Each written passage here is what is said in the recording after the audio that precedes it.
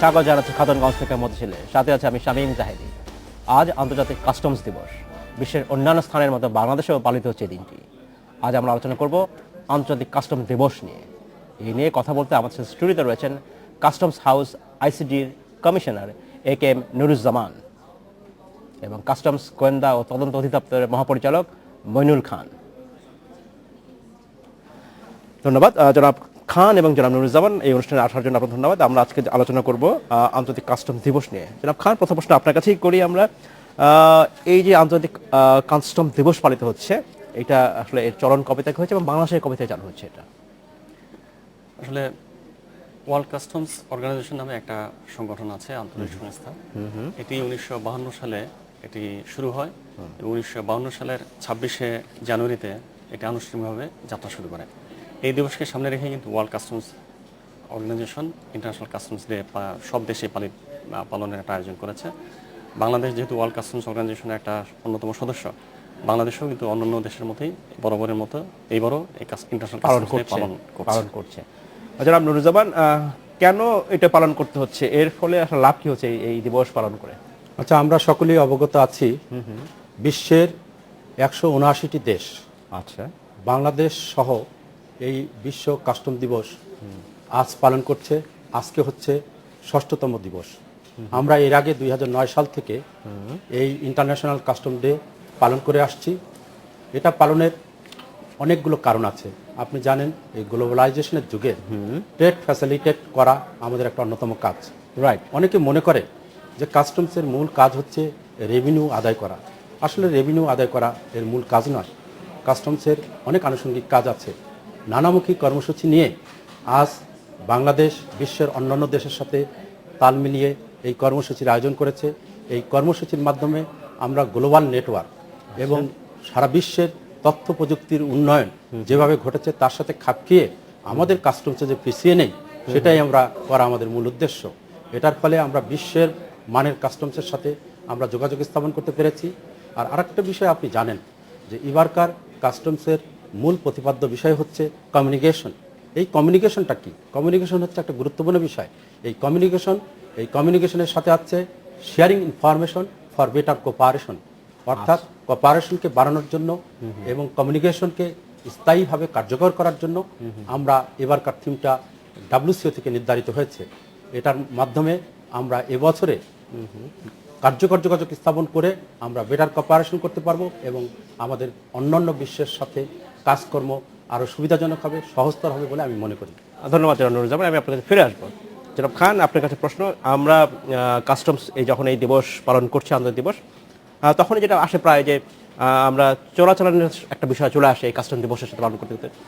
বাংলাদেশে এই মুহূর্তে আপনাদের কাস্টমস ডিপার্টমেন্ট থেকে চোরাচালান রোধে একটা কার্যকর ভূমিকা রাখছেন, সবসময় রাখছেন। সাম্প্রতিক সময়ে কোন কোন পণ্যে আসলে বেশি নজর দিতে হচ্ছে আপনাদেরকে, যদি আমি কাস্টমস আপনার দিক থেকে বলি এবং যদি চোরাচালান রোধ করার কথা বলি, কোন কোন পণ্যের কথা বলি? আমার স্বর্ণের কথা আমার এই মুহূর্তে মনে আসছে, এছাড়া আর কি কি আছে? মূলত সাম্প্রতিককালে গত কয়েক মাসে আমাদের যে বিষয়টি খুব সামনে চলে এসেছে সেটি হচ্ছে স্বর্ণ চোরাচালান এবং মুদ্রা পাচার। এই দুটো জিনিস কিন্তু খুব ট্রেন্ড যদি আমি অ্যানালাইসিস করি তাহলে দেখা যাবে যে দুটি স্মাগলিং কিন্তু বেড়ে গেছে। রাইট। এবং আমি একটা স্ট্যাটিস্টিক দিয়ে আমি বলতে পারি যে গত এক বছরে প্রায় 415 কেজি স্বর্ণ আটক হয়েছে কাস্টমস গোয়েন্দা এবং কাস্টমস কর্তৃপক্ষ কর্তৃক। কিন্তু তার আগের অর্থ বছরে কিন্তু এই পরিমাণ অনেক অনেক কম, অলমোস্ট এটা 27 কেজির মতো। তাহলে 27 কেজি থেকে এখানে সিজারের পরিমাণ প্রায় 415 কেজিতে বেড়ে গেছে। এর থেকে বোঝা যায় যে আসলে স্বর্ণ চোরাচালান গত কয়েক বছরে এটা অতিমাত্রায় বেড়ে গেছে। বাট যেহেতু কাস্টমস গোয়েন্দা এবং কাস্টমস কর্তৃপক্ষ উভয়ে কর্মকর্তা হিসেবে আপনি কি মনে করেন যে পরিমাণ চোরাচালান হচ্ছে তার কতটা অংশ আপনারা সিজ করতে পারেন বলে মনে হয়? একজন কর্মকর্তা হিসেবে আপনার কি মনে হয়? হ্যাঁ, এটা গুরুত্বপূর্ণ প্রশ্ন করছেন। এটি আসলে অনেকের জিজ্ঞাসা যে হয়তো কদাচিৎ অংশ ধরা পড়ছে, কিন্তু আমি এটা মনে করি না। আমি মনে করি যে যেটি ধরা পড়ছে এটি আমাদের নজরদারির ফলে এটা ধরা পড়ছে এবং এর আরেকটা ডাইমেনশন আছে। ডাইমেনশন হচ্ছে যে এটি হয়তো ধরা পড়ছে, বাট এর দ্বারা কিন্তু একটা প্রিভেনশনও হচ্ছে। যিনি স্মাগলার তিনি ভাবছেন যে এটি যদি পরবর্তীতে কিন্তু ইনভেস্ট করা আমি হয় যদি তাহলে কিন্তু এটা স্বর্ণের ধরা কথাই বলি, পড়বে। জনাব খান, আমরা ঢাকা এয়ারপোর্টে, শাহজালাল আন্তর্জাতিক এয়ারপোর্টে আমরা দেখেছি, এবং গত এক মাসেও যদি আমরা দেখি 4-5টা মানে গোল্ড হলের আমরা নিউজ দেখেছি, খবর দেখেছি আমরা। তাহলে কি তারা কি আসলে সতর্ক হচ্ছে? নিশ্চয়ই সতর্ক হচ্ছে, কারণ কি আপনি দেখেন গোল্ড স্মাগলিং কিন্তু এটা অর্থনীতির একটা সম্পর্ক আছে কিরকম। Right. তারা এখানে গোল্ড স্মাগলিং করে কিন্তু রিটার্ন করার জন্য, প্রফিট করার জন্য। রাইট। এখন যে চালানটা ধরা পড়ছে তার হয়তো প্রফিট মার্জিন হয়তো 5 to 10%, কিন্তু পুরো চালানটা যদি যখন ধরা পড়ে তার কিন্তু প্রফিট তো দূরের কথা, তার পুরো ইনভেস্টমেন্টটাই কিন্তু সিজড হয়ে যাচ্ছে, সরকারের কোষাগারে ডাইরেক্টলি জমা হয়ে Right, যাচ্ছে। right. এটি কিন্তু তার জন্য বড় শাস্তি। সুতরাং এভাবে কিন্তু ডেটারেন্ট ইফেক্টটা পড়ছে। সুতরাং এখানে যে তার 5% প্রফিট সেটি যাচ্ছে না, তার কিন্তু টোটাল যে সারা বছরে যে ইনকাম করেছে সেই ইনকামটাও চলে আসে। তার মানে 10 বার যদি সে স্মাগলিং করে থাকে, যদি একবার ধরা পড়ে তাহলে কিন্তু 10 বারের যে প্রফিট সেটি কিন্তু চলে আসে। এইভাবে কিন্তু ডেটারেন্ট ইফেক্টটা সৃষ্টি হচ্ছে। আচ্ছা, ধন্যবাদ। আমি আপনাকে ফিরে আসবো। জনাব খান, সাম্প্রতিক সময়ে যদি আমরা পরিসংখ্যান দেখি, স্ট্যাটিস্টিক্স দেখি, যে রাজস্ব আয় কমে যাচ্ছে কাস্টমস এন্ড থেকে। এটা কেন কমে যাচ্ছে, বা এটা কি মনে হয় তাহলে কাস্টমসের গুরুত্ব কি কমে যাচ্ছে, বা বিষয়টা কি আসলে?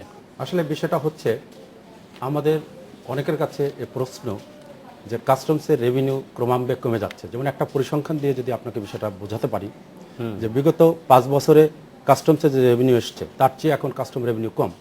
যেমন সাম্প্রতিককালে আমরা একটা স্ট্যাটিস্টিক্স দেখেছি, ভেরি রিসেন্টলি কাস্টমস থেকে আসছে 27%, ভিএটি থেকে আসছে 37%, অ্যান্ড ইনকাম ট্যাক্স থেকে আসছে 34%। অর্থাৎ টোটাল রেভিনিউর 98% আসছে এই তিনটা খাত থেকে, যার মধ্যে সবচেয়ে কাস্টমস 27% আর other 2% land revenue and other taxes. তাহলে কি আমাদের কাছে প্রশ্ন জাগে যে কাস্টমস ক্রমান্বয়ে কমে যাচ্ছে, তাহলে কি এর গুরুত্ব কমে যাচ্ছে? আসলে বিষয়টা তা নয়। আমি আগেই বলেছি, আগের আলোচনায় বলেছি যে this main objective is not revenue collection. এটার মাল্টি ফাংশন আছে। চোরাচালান নিরোধে কাস্টম ভূমিকা রাখছে, বিশ্বমানের সেবা প্রদানে কাস্টম ভূমিকা রাখছে। আপনি জানেন আমেরিকার কাস্টমস এখন যে লেভেলে কাজকর্ম করে, যেমন আমরা দেখতে পাই তারা বর্ডার প্রোটেকশনের কাজ করছে, তারা অ্যান্টি স্মাগলিং নিয়ে কাজ করছে। তো অ্যান্টি স্মাগলিং, এবং আপনি জানেন যে এই যে হিরোইন এবং মাদকদ্রব্য দেশকে ধ্বংস করে দিচ্ছে, এই প্রবণতা এগুলোকে রোধ করার জন্য কাস্টমস। কাস্টমস। ধন্যবাদ জনাব নুরুজ্জামান। আমি আপনার কাছে ফিরে আসবো। জনাব খান, আমি আবার স্বর্ণ আলোচনায় ফিরে আসতে চাচ্ছি। আপনি আমরা বলছিলাম, আমি জানি না এই প্রশ্ন আপনার করা ঠিক হবে কিনা, আমার, আপনি একজন সরকারি কর্মকর্তা, আপনার কি কখনো মনে হয় যে এই যে স্বর্ণগুলো চোরাচালান দেশে আসছে, এর প্রধান কি কারণ এরকম যে আমার দেশে এইগুলোকে আমার দেশে ব্যবহার হওয়ার জন্য, নাকি আমরা একটা ট্রানজিট হিসাবে ব্যবহার হচ্ছি? এটা একটা গুরুত্বপূর্ণ জিজ্ঞাসা। আসলে এটা প্রায় কিন্তু এই বিষয়টা কিন্তু চলে আসে বিভিন্ন মিডিয়াতে।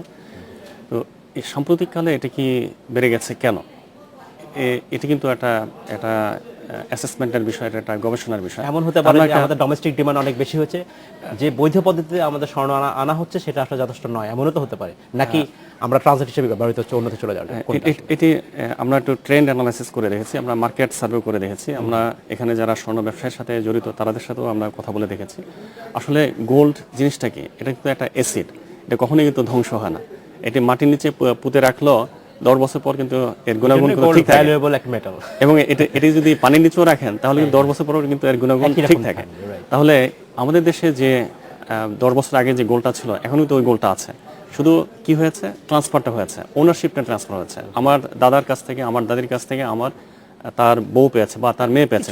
এখানে ডিমান্ড কিন্তু বাড়েনি, চাহিদা পরিমাণ তো বাড়বেই না, সেটা একটা দিক আছে, সেটা একটা ব্যাখ্যা আছে। কিন্তু সেই আবার এটা আরেকটা ব্যাখ্যা আছে যে স্বর্ণের কিন্তু আগে যেরকম ব্যবহার ছিল, আমরা বিয়ে পর্বণ অথবা আমাদের মা, খালা, দাদি এবং যারা মহিলারা যারা আছেন তাদের কিন্তু আসলে এই স্বর্ণের প্রতি একটা আকর্ষণ আগে যেরকম ছিল, কালচারাল একটা অবলিগেশন যেরকম ছিল, এই অবলিগেশনটা কিন্তু কমে যাচ্ছে।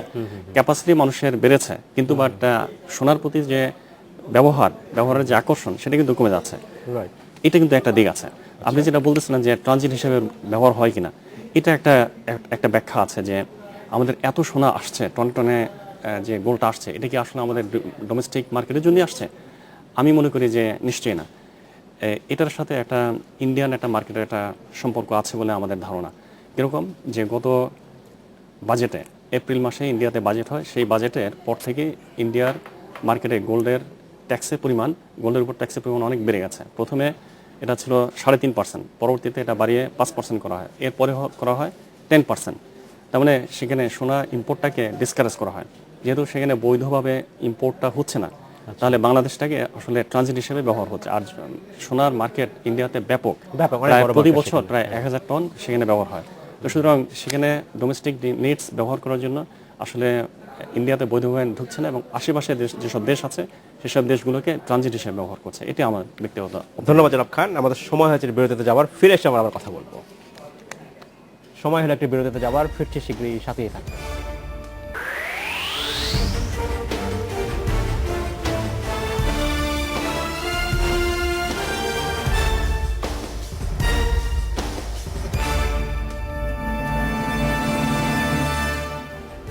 স্বাগত আরেকবার খাতুনগঞ্জ থেকে বলছি।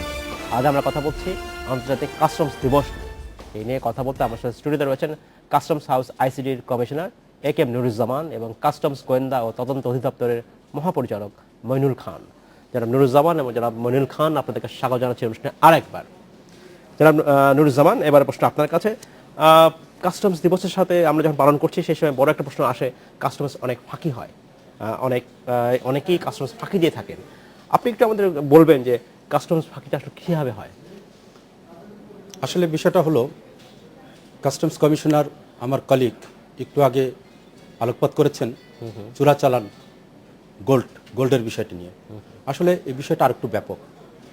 চোরাচালান বা কাস্টমস ফাঁকি শুধু গোল্ডের বিষয় হয় না, অনেক এখানে সব পণ্যেই হয়। সব পণ্যই হয়। এখানে আমরা একটা টার্ম ইউজ করে থাকি, মিস ডিক্লারেশন, যেটাকে Right. আমরা বলে থাকি ঘোষণা অতিরিক্ত এবং ঘোষণা বহির্ভূত।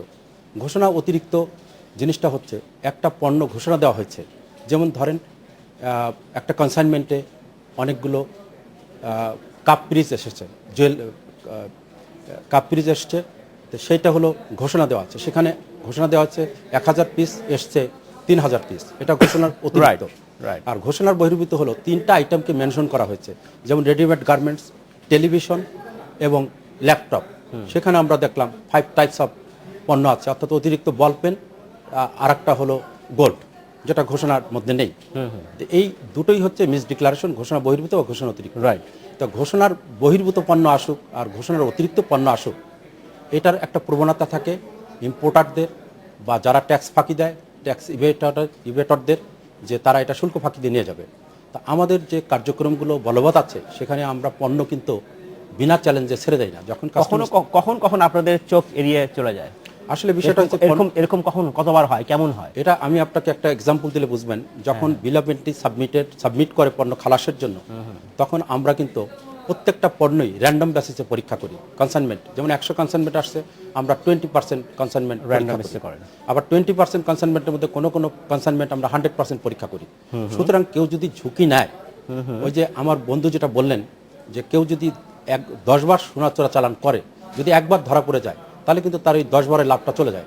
আমাদের এই যে স্ট্র্যাটেজি, আমাদের যে এই যে criteria, selectivity, risk management point of ভিউতে, এই সিলেক্টিভিটিতে আমরা যখন একটা পণ্যের চালান পরীক্ষা করতে থাকি, 20%-এর মধ্যে দেখা যায় প্রবাবিলিটি 5 টাইমস একবার হয়ে যায়, সে হয় আপনার আলটিমেটলি তার কোনো লাভ হয় না। ধন্যবাদ জনাব নুরুজ্জামান। আমি আপনাকে ফিরে আসবো। জনাব খান, আপনার কাছে প্রশ্ন। চোরাচালানের প্রতিরোধে একটা টাস্ক ফোর্সের কথা একটা গঠিত হয়েছে, এটা কার্যক্রম কেমন চলছে, বা এটা সফলতা আসলে কতটুকু এসেছে? আসলে চোরাচালান প্রতিরোধে আসলে কয়েক ধরনের ব্যবস্থা আছে আমাদের। আচ্ছা। প্রথমত হচ্ছে যে কাস্টমস হাউসগুলোতে নিজস্ব একটা টিম আছে, ভিজিলেন্স আছে, তারা এক ধরনের কাজকর্ম করে থাকে। রাইট। এনবিআর একটা সেন্ট্রাল একটা ডাইরেক্টরেট আছে, সেটা হচ্ছে কাস্টমস গোয়েন্দা ও তদন্ত অধিদপ্তর, যেটার মহাপরিচালক আমি। তারা এই বিষয়টাকে হাইলাইট করে বিভিন্ন রকম ভিজিলেন্স কার্যক্রম এবং সিজার, আটক, গ্রেপ্তার, এই কাজগুলো করে। এছাড়াও এর পাশাপাশি অন্যান্য ল এনফোর্সমেন্ট এজেন্সি যারা আছে, তাদেরকে সম্পৃক্ত করে একটা টাস্ক ফোর্স গঠন করা আছে। সেই টাস্ক ফোর্সটা জেলা পর্যায়ে, বিভাগীয় পর্যায়ে এবং সেন্ট্রাল পর্যায়ে আছে। জেলা পর্যায়ে এবং বিভাগীয় পর্যায়ে, সেন্ট্রাল পর্যায়ে যারা আছে, তাদের সাথে রয়েছে বিজিবি, পুলিশ, আনসার, প্রশাসন এবং অন্যান্য যারা আছে, তাদেরকে সম্পৃক্ত করা হয়েছে।